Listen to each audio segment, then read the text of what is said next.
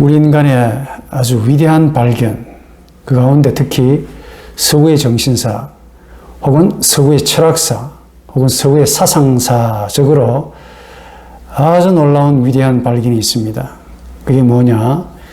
우리 인간 영혼을 연구했다는 점에서 위대한데, 우리 인간 영혼의 중심에 나라는 아주 신비하고 정신적인 혹은 영적인 무엇이 있고, 그것이 단순히 머물러 있다는 정도가 아니라 역사하고 운동하고 활동한다는 점이지요.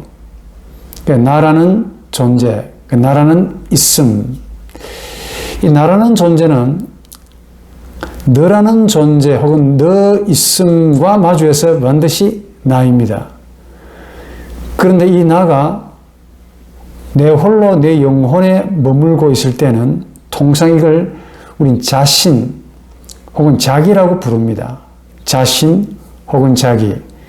좀 정리하고 넘어가야 될 텐데, 이 자기 혹은 자신이라는 말은 사실은 나 혹은 나라는 존재와 동일한 말이죠. 그런데 아무런 관계를 하지 않거나 관계를 갖지 않는 때를 가리켜서 자기라고 합니다. 혹은 자신이라고 하고. 그런데 이 자기 혹은 자신, 이것이 타자의 자신과 혹은 타자와 관계를 가지면 이게 놀랍게도 나가 됩니다. 나라고 부르지요. 그러니까 이 나를 관계하는 내 입장에서, 상대방과 관계해야 하는 혹은 관계하는 내 입장에서 볼 때는 나입니다. 그런데 나에 의해서 관계하는 상대방, 이 상대방의 입장에서는 이걸 내가 볼 때 너라고 부릅니다. 상대도 마찬가지죠. 너라고 부르는데 the other person, 나하고 다른 인격이라고 부르죠. 다른 인격. 그러니까 그대로 있을 때는 자신 혹은 자기, 이걸 독일말로 sich bleiben이라고 부릅니다. 그냥 있는 상태, 그냥 머물고 있는 상태, 이 자신이라고 하는데, 이 자신이 뭔가 관계하고 역사하고 또 관계하니까 움직이지요. 활동하지요. 그럴 때 비로소 나가 되고 너가 되는데, 관계할 때 내가 상대방과 관계할 때, 또 상대방도 나하고 관계할 때 나가 되죠. 그러니까 내 입장에서는 그 상대방이 너가 됩니다. 또 상대방도 상대방의 입장에서는 관계하는 나와 마주하게 되면 나를 너라고 부르죠. 자기는 스스로 관계하지 않을 때는 sich bleiben, 스스로 머무는 상태입니다. 그러나 내가 상대방을 만나서 관계하고 그로 인해 내 영혼이 역사하고 움직일 때는 나라고 부르는데, 이걸 조금 다른 말로 말을 거는 나라고 부르는 게 정확하죠. 따라서 안레덴데 페르존 혹은 안레덴데 이히라고 부릅니다. 반면에 이런 나에 의해서 관계되어지는 너죠. 상대방. 그 상대방은 나에 의해서, 그 나라는 자신에 의해서 관계가 되는 인격인데, 이걸 das angeredete Person 혹은 das angeredete Ich라고 부릅니다. 그러니까 사실상 나라는 존재와 너라는 존재가 다르긴 한데 의미적으로는 동의합니다. 내가 너가 되고 너가 나가 되는 사실, 그런 의미가 되는 셈이죠. 그러니까 무슨 말이냐면 자신 혹은 자기 혹은 나 혹은 너, 이런 용어들은 같은 말입니다. 이것은 무슨 의미를 담고 있느냐? 정신적인, 오로지 정신적인 혹은 영적인 생명체만이 가지는 가장 고유하고 가장 실제적인, 마치 세포를 놓고 보자면 핵에 해당되는 어떤 생명입니다. 이게 없으면은 생명체가 아니듯이, 세포가 아니듯이, 이게 없으면은 그냥 물질에 불과하고, 이게 없으면은 그냥 혼에 불과합니다. 이게 있기 때문에 정신이 되는 거예요. 이게 있기 때문에 영이 되듯이, 이 생명체의 핵심 혹은 이 생명체의 중심을 학자들이 발견했다는 겁니다. 그래서 제가 위대한 발견이다, 대단한 발견입니다. 알고 보면 대단한 발견인데 발견했을 그 당시에는 이게 얼마나 대단한가를 잘 몰랐을 것 같아요. 왜 이것이 위대하다 혹은 대단하다 놀랍다라고 말을 할 수가 있느냐. 이 나라고 하는 아주 독특한 스스로 머물고 있을 때는 자신 혹은 자기가 됩니다. 근데 이게 활동하고 역사할 때는 나가 되고 또 너를 만나게 되면 나가 되고 또 너도 저 상대방 입장에서는 내가 또 너가 되겠죠. 이 나라고 하는 아주 독특하고 정신적인 혹은 영적인 무엇, 이 생명이라고 막 부르는 게 참 좋습니다. 이 정신적인 무엇에 의해서 우리 영혼이 움직이고 관계하고 심지어 창조하고 역사하고 혹은 역사당하면서 혹은 창조되면서 움직여지면서 소위 세상이 만들어진다라고 할 수 있기 때문에 대단한 겁니다. 이게 동물에게는 없다고 그랬습니다. 그러니까 이 위대한 발견이 있기 전에는 세상은 막연하게 사람들이 믿기를 그냥 뭔가 혹은 누군가에 의해서 만들어졌다. 막연하게 신이 만들었다라고 여기기도 했습니다. 그냥 혹은 인간이 그냥 자연스럽게 세상을 만든다라고 생각하기도 했지요. 신이 세상을 창조했다라고 이제 어떤 분은 그렇게 말하는데 단순히 그런 건 아닙니다. 참 단순하게 그렇게 볼 게 아니죠. 물론 여기서 세상이라고 하는 것은 헬라어로 코스모스라는 말인데 혹은 조화, 질서, 하모니, 이 세상이라는 이 말은 단순히 자연이 아닙니다. 자연은 나투라, 네이처, 단순히 자연이 아닙니다.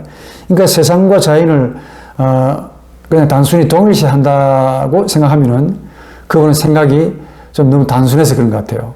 절대로 단순하지 않습니다.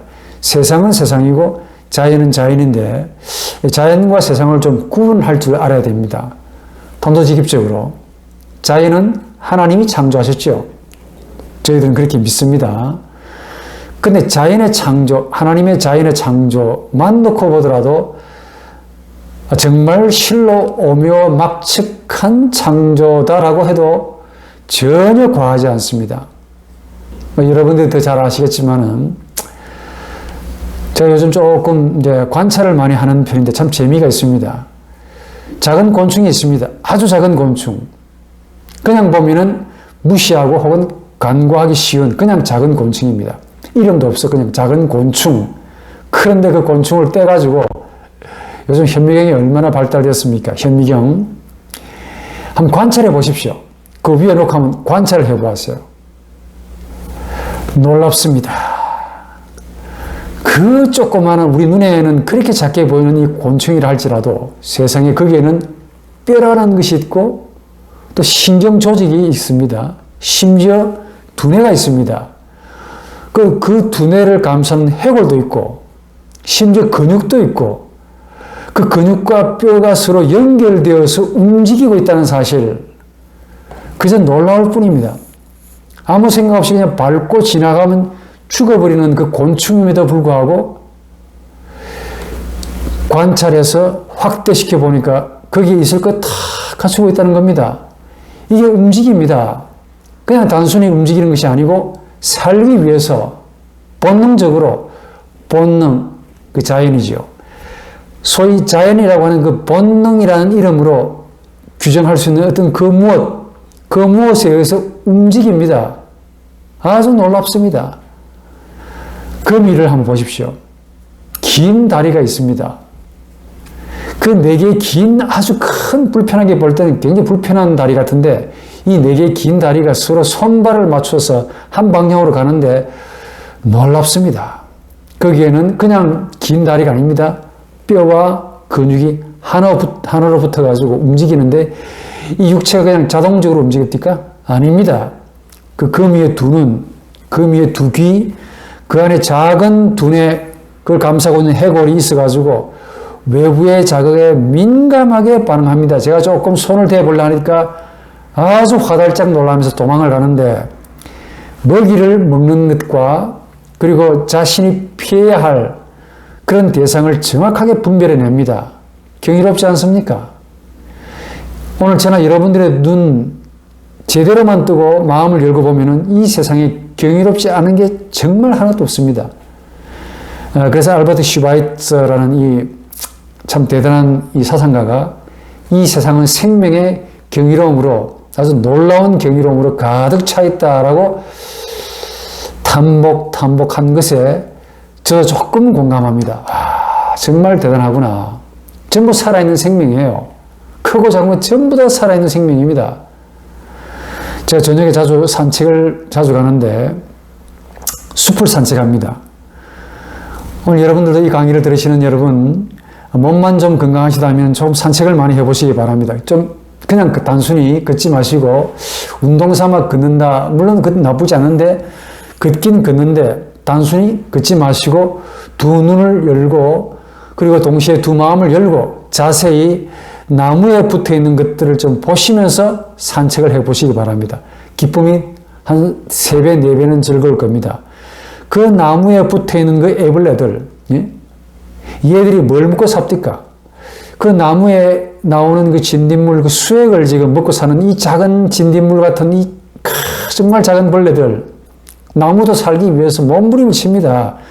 자신의 온갖 몸짓을 이 진딧물에게 혹은 벌레들에게 뺏기지 않으려고 노력을 이 나투라, 이 자연적인 몸짓을 하는데 그 몸짓, 수액을 만들어 놓고는 벌레들이 다 먹으니까 그걸 또 몸을 감싸기 위해서 아주 두꺼운 갑옷을 입힙니다.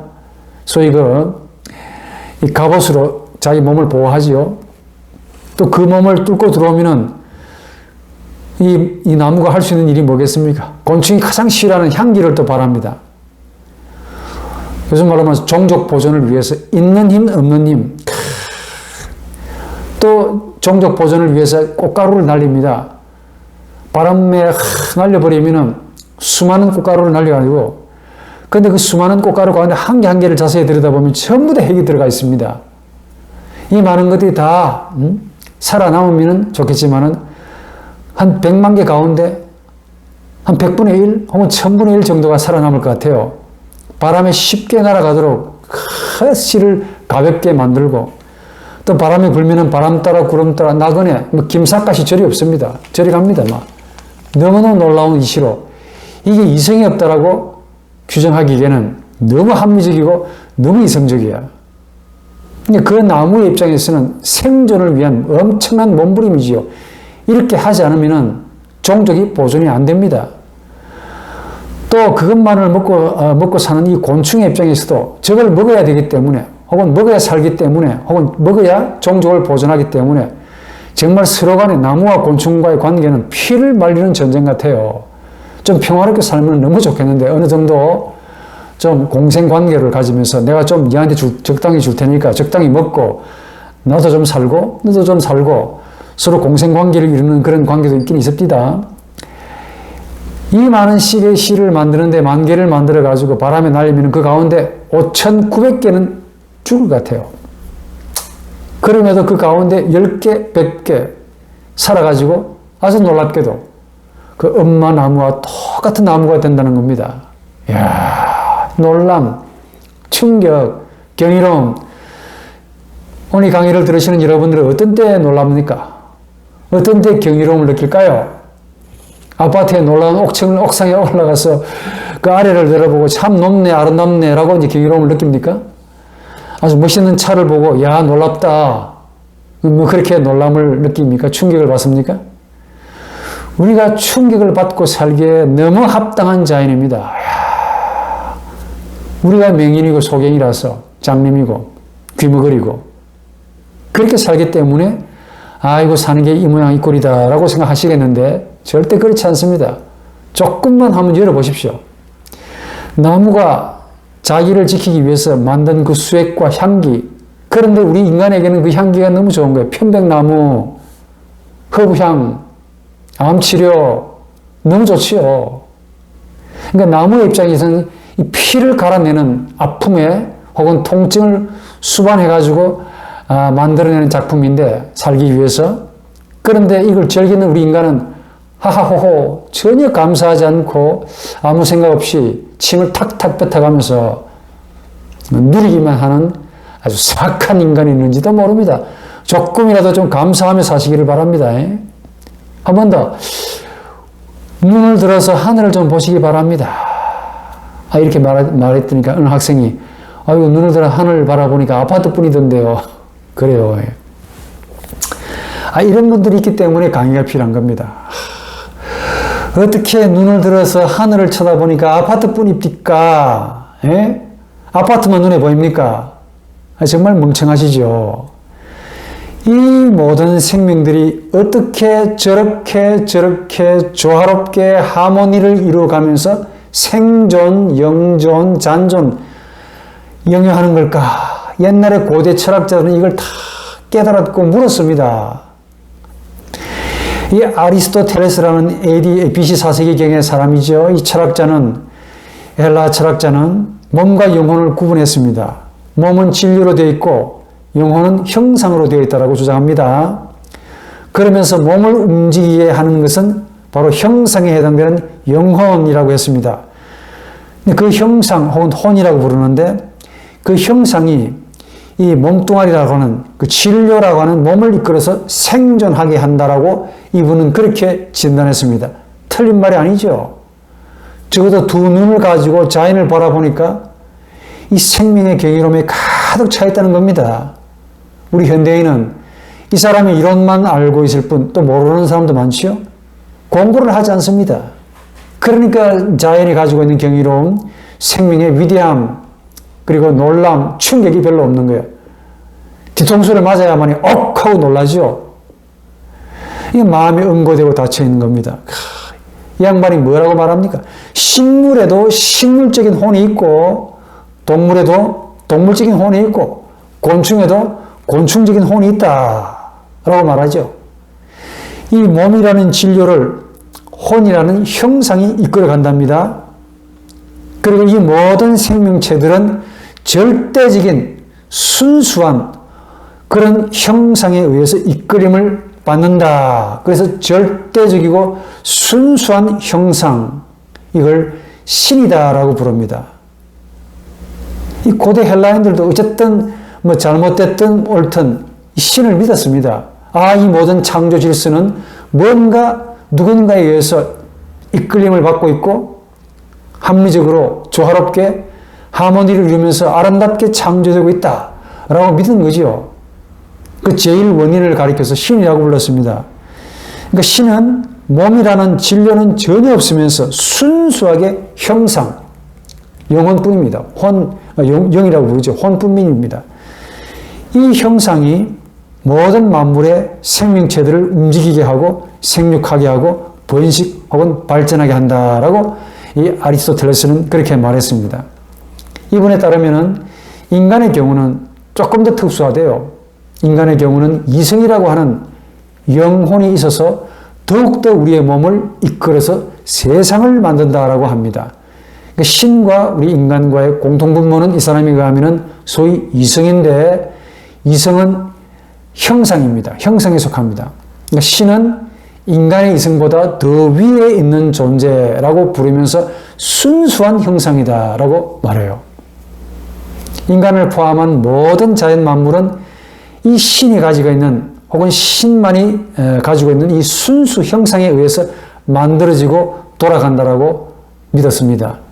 이 신을 아리스토텔레스는 이성을 의미하는 누스라고 명명했습니다. 그게 무슨 말이냐? 얼마나 자연이 잘 만들어졌길래 이 그리스 철학자들도 자연을 보면서 야, 도대체 누가 저렇게 잘 만들었는가? 우리 인간이 아니다는 거예요. 인간이 아니라면은 누굴까? 그 인간이 아닌, 자연이 아닌 그분을 이 헬라인들은 신이라고 명명했습니다. 신이라고 해야 한다라고 생각한 거지요. 맞습니다. 우리가 조금만 우리 눈을 좀 닫고 동공을 좀 청소하고 또 우리 마음을 열고 지금 우리 앞에 펼쳐진 모든 자연을 본다면은 적어도 저 만물은 누군가에 의해서 만들어졌다. 그 누군가를 하나님이다라고 명명할 수밖에 없을 겁니다. 그러니까 하나님을 믿지 못하는 분들은 제 말로 조금 좀 이상하게 표현한다면 양해하시기 바랍니다. 멍청이에요, 멍청이. 신이 없음을 증명하는 것이 신이 있음을 증명하는 것보다 훨씬 더 어렵습니다. 이 어려운 일을 갈라 그러네. 예? 지금 동물과 식물의 왕국에서 일어나는 아주 완벽한 이 먹이사슬. 큰 놈은 작은 놈을, 작은 놈은 더 작은 놈을, 더 작은 놈은 더 작은 놈을, 나중에 그 더 작은 놈은 식물을 먹고 사는 이 놀라운 먹이사슬. 물론 먹히는 혹은 잡아먹히는 식물이나 곤충의 입장에서는 죽을 맛이지요. 예? 그런데 이 모든 전체적인, 한번 통괄적인, 포괄적인 그런 시각으로 보면은 너무 조화롭고 너무 질서가 있다는 겁니다. 부정할 수 없는 거예요, 이거는. 이 조화롭고 질서정연한 어떤 무엇을 가리켜 헬라인들은 세상 코스모스라고 불렀습니다. 가을에 피는 코스모스만 코스모스가 아닙니다. 헬라어로 코스모스는 세상을 의미합니다. 그러면서 질문을 던진 거죠. 어떤 원리가 있어서 세상을 이렇게 질서정연하게 조화롭게 만들었을까? 그 어떤 원리를 로고스 혹은 누스 혹은 영 혹은 순수한 영 혹은 순수한 형상, 다른 말로 신이다라고 규정한 겁니다. 규정한 건 참 좋긴 좋은데 이제 바로 여기에서 자연이 곧 세상이라는 오해가 생겨나게 됩니다. 한 번 더, 세상이란 그리스 언어로 코스모스입니다. 의미가 뭐냐? 조화, 일치, 질서, 하모니라는 뜻입니다. 보통 우리는 자연을 가리켜 세상이라고 아주 가볍게 생각합니다. 물론 틀린 말은 아닙니다. 그렇다고 정답도 아니에요. 왜냐? 이 자연 만물이 너무 조화롭고 너무 질서로 어떤 무엇에 의해서 어떤 생명체, 절대적인 순수 형상에 의해서 이렇게 움직여진다는 점에 있어서는 세상은 조화롭습니다. 말 그대로 코스모스 맞아요. 자연은 세상이 맞다라고 생각할 수 있습니다. 이런 점에서 세상은 코스모스 맞는 말이죠. 그런데 이 고대인들에게는 현대인과 달라 이 자연과학이 우리 현대인만큼 그렇게 그다지 발전 혹은 발달하지 못했습니다. 그러니까 어떻게 보면은 이 고대인들 시각에서는 말 그대로 자연은 세상이 맞다고 봅니다. 그만큼 현대인과 좀 다른 시각으로 본 거죠. 그런데 우리 현대인들의 이 세상은 지금 고대인들이 세상적 자연이라고 하는 패러다임이 일치가 되지 않습니다. 안 맞다니까. 무슨 말이냐? 현대인들의 세상은 반드시 조화롭습니까? 조화롭다고 여기시는 분도 계시겠지만은 조화롭다고 말하기에는 좀 그렇지 않지요. 소위 이거 누수라고 불리우는 이 이성이 어떻게 보면 지나치게 활성화된 것 같아요. 지나치게 활발하게 이 누수 쪽만, 이성만 지나치게 발달해서 아주 눈부신 과학을 더 정확하게, 눈부신 자연과학을 창조했고 하긴 했는데, 이제는 그 발전된 자연과학이 오히려 질서정연한 자연을, 원래 하나님이 창조하셨던 그 자연을 파괴하고 있습니까? 아니면 세우고 있습니까? 여러분들 어떻게 생각하십니까? 제 눈에는 파괴하고 있는 것 아닌가. 고대인들은 그래도 자연을 터치하지 않고 관람 혹은 방청하면서 아름답다라고 느꼈다면 적어도 현대인들은 고대인과 달라 전혀 이런 신미적인 혹은 미적인 감각을 잃어버리고 오로지 돈, 재물, 재화 가치에 휘말려가지고 자연을 자기 마음대로 파헤치고, 그 파헤치는 장본인이 누굽니까? 우리 인간의 이성이, 우리 고대 사회에서는 이성이 자연을 조화롭게 만든 어떤 능력으로 봤습니다. 그런데 이게 발전하다 보니까 기계를 만들죠. 불을 창조하죠. 또 바퀴를 발명하죠. 목축업 혹은 농사 잘 이루었고 고기도 어느 정도 잡아서 뭐 그렇게 현대인만큼 자연을 그렇게 오염시키지 않았다고 봅니다. 고대인들에게 볼 때. 그런데 17세기 영국에서 일어났던 산업혁명, 아주 산업혁명으로 급진적으로 과학은 비약적으로 발전하죠. 그 발전으로 인해 우리 인류에 어마어마한 혜택을 주긴 주었습니다. 소위 편리함, 신속함, 정확함 이런 것들은 뭐 도움이 될는지도 모르죠. 그런데 그 몇 가지의 혜택을 누리는 반면에 잃어버린 게 너무너무 많다는 거야. 천문학이 발달해가지고 망원경, 현미경 발명되고 에디슨에 의해서 전기가 발명되고 시간이 흘러서 무엇이 자꾸 만들어집니까? 인공지능, 자동차와 더불어 로켓, 원자폭탄, 수소폭탄, 미사일, 원자력 발전소, 로봇이 만들어지고 이제 AI 인공지능이 만들어지고 그로 인해 기상이변이 일어나는데 자연이 못 살겠다. 도무지 당신과 못 살겠다. 이 자연이 우리 인간에게 뭐라고 말을 합니까? 도무지 인간 너와 못 살겠다. 이게 하나가 못 되겠다. 전부 다 파 없애버리고 더 이상 우리 현대인의 시각에서는 자연은 조화롭지 않습니다. 코스모스가 아닌 것 같아. 특히 1차, 2차 세계대전을 겪으면서 자연은 더 이상 코스모스, 조화, 질서를 의미하는 세상이 아니다라는 사실을 증명했습니다. 자연은 하나님이 창조하셨고 그로 인해 가만 냅둬도 조화, 질서롭게 나름대로 정화하면서 순화하면서 잘 돌아갈 텐데 인간이 세상을 만들면서 이 하나님이 만드신 혹은 하나님이 창조하신 자연을 변형을 시키고 왜곡시키고 곡해시키면서 소위 부조화, 불합리, 모순으로 만들어가기 시작했던 겁니다. 이렇게 조화로운 자연을 부조화, 부조리, 부패, 불결 이런 식으로 만든 장본인이 누굽니까? 인간이지요. 드리어하게 우리 인간의 이성이었습니다. 다시 한 번 더, 이성은 우리 고대인들에게는 신적인 능력이었어요. 신은 절대적인 이성이고 순수한 형상이고 인간은 이성을 가지고 있기 때문에 이런 점 때문에 이성과의 관계에서 신과 인간은 공유한다. 어떻게 보면 인간은 인간적인 신에 해당된다라고 이 헬라인들은 그렇게 여겼던 겁니다. 그런데 현대에 와서 인간은 더 이상 인간적인 신이 아니라 영국의 철학자 가운데 토마스 홉스라는 분이 있는데 이분의 표현을 그대로 빌리자면 인간은 인간에게 순놈 늑대가 되었다. 호모 호미니 루푸스라고 부릅니다. 정말 정확한 진단입니다. 영국 사람들이 자기들이 만들어 놓은 이 산업혁명을 통해서 어마어마한 자연과학의 발전, 그로 인해 인류에게 많은 혜택을 주었지만은 그 누리는 혜택에 비해서 너무 많은 것들을 상실하고 너무 많은 것들을 잃어버리고 너무 많은 것들로 인해 고통당하기 때문에 오히려 홉스라는 철학자가 늑대다. 누가? 인간이 정확하게 인간의 이성이 인간에게 늑대 노릇을 하네 라고 탄식을 했던 겁니다. 이 고대 중세까지만 해도 이성은 정말 조화 혹은 질서, 하모니를 가지고 이 세상을 만드는 것처럼 보였습니다.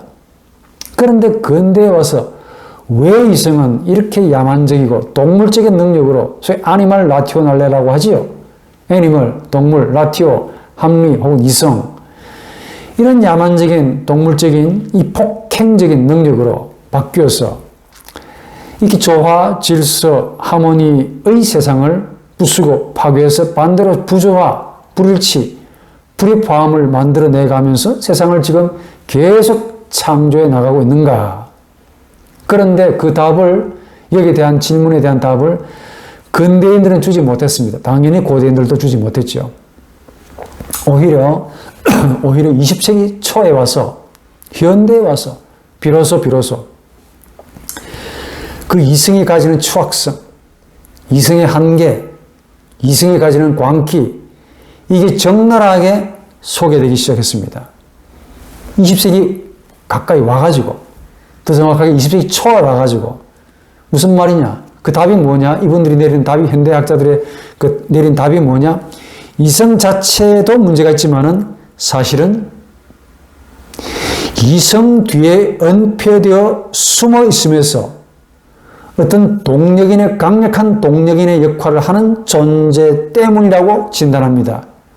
그 강력한 혹은 은폐되어 있으면서 강력한 능력을 발휘하는 동력인이 뭐냐? 나에 있다라고 현대학자들은 그렇게 진단합니다. 무슨 말이냐? 적어도 고대에서부터 중세까지만 해도 소위 나라는 존재에 대해 깨닫지를 못했습니다.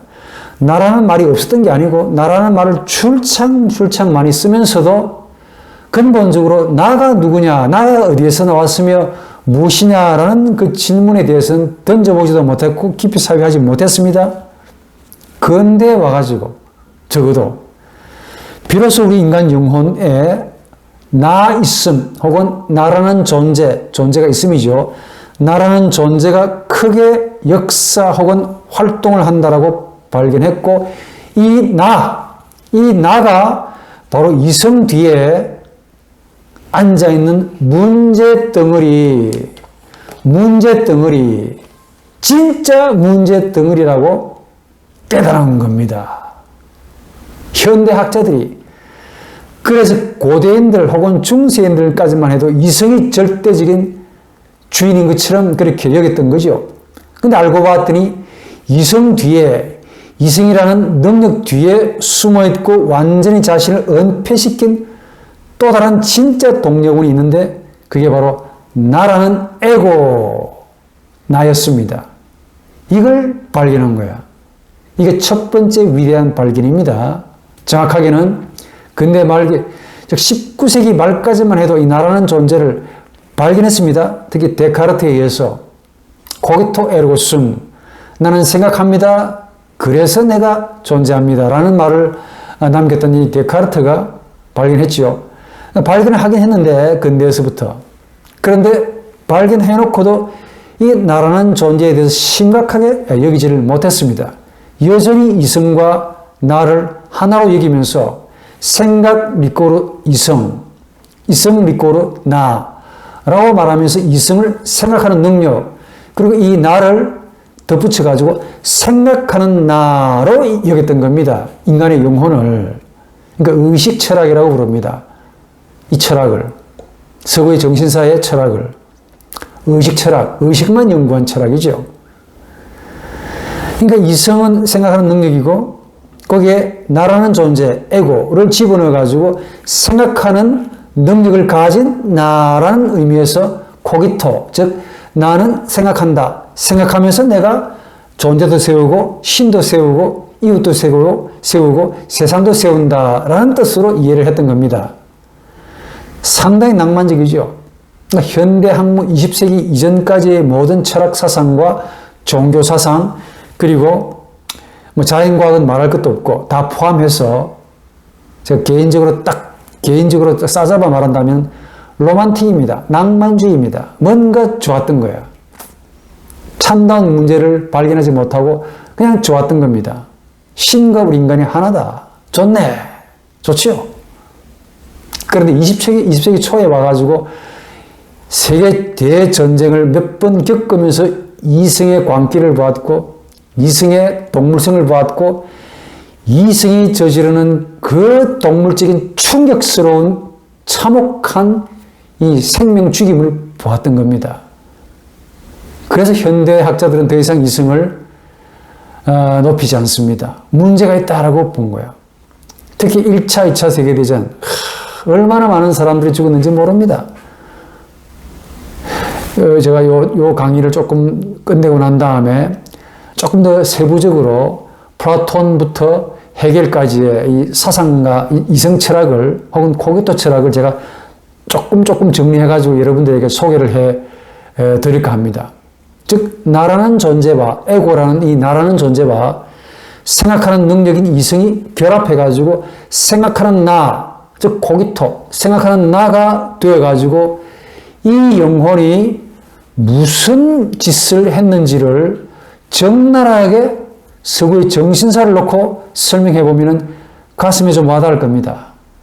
서구의 정신사 혹은 서구의 철학사는 이성의 역사고 이승의 광기가 내려놓은 결론입니다. 놀랍습니다. 신을 심어놓고 나중에 신을 죽이는 그 역사가 바로 서구의 정신사. 그러니까 이승이 신이라고 명명해놓고는 자기가 명명한 그 신을 나중에 니체에 와가지고는 신을 죽여버립니다.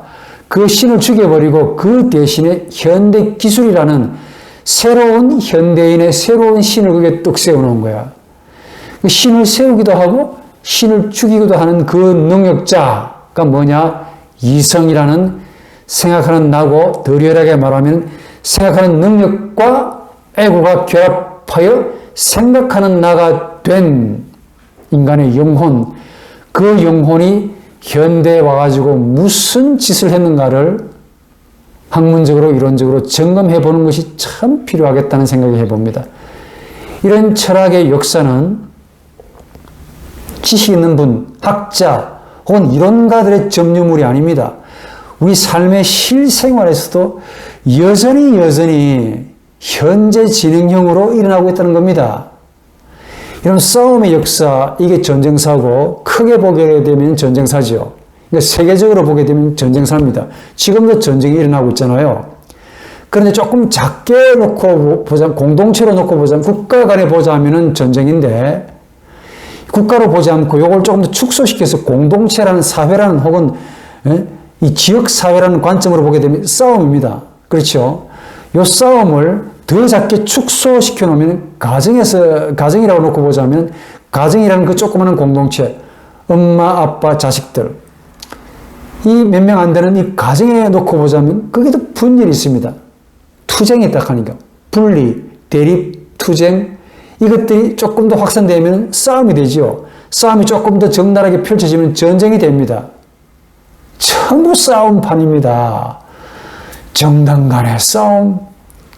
정치 좀 잘해 주십시오라고 제 세금을 떼가지고 국회의원들에게 드렸더니 이분들은 밥을 맛있는 거 비싼 거 드시고는 노다지 싸우네. 그 광경을 보는 제 마음이 즐겁겠습니까? 행복하겠습니까? 슬프겠습니까?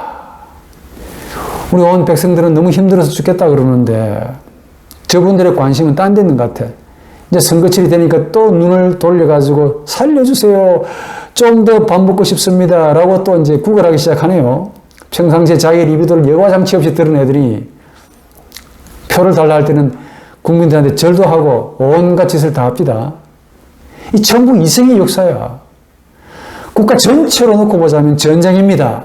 조금 작게 축소해보면 싸움, 대립, 투쟁, 갈등, 지방을 놓고 보자면 여전히 말다툼, 리비도의 충돌, 이성의 충돌, 합리성의 충돌, 어머니도 이성을 가지고 있고 아빠도 이성을 가지고 있고 자식도 이성을 가지고 있는데 이성을 가지고 있는 분들이 3명만 모이고 2명만 모이면 치고받고 싸웁니다. 안 놀랍습니까? 한번 더 아까 봤던 자연을 보십시오.